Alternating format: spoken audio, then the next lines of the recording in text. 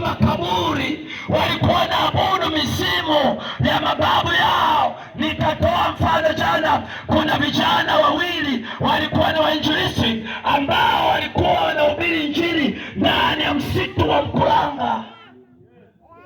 Wanahubiri kweli, wanahubiria wale waliopotoka wasiomjua Kristo, wakawa wanaendelea kuhubiri. Kumbuka, nyumba iko hapa, nyingine ipo kule, lakini bado wanasafa porini.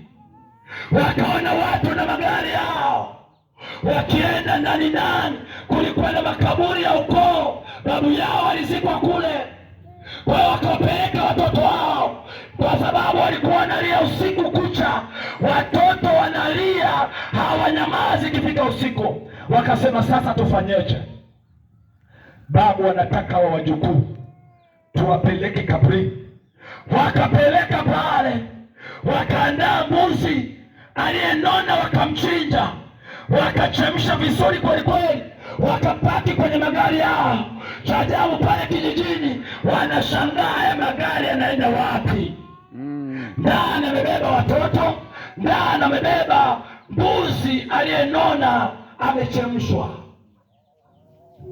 Vijana wale wanahangaika kuhubiri injili, wanakula matembele. Wakashangaa magari yanapita, wakashangaa, wakasema, tufuatishe ya magari yanaenda wapi?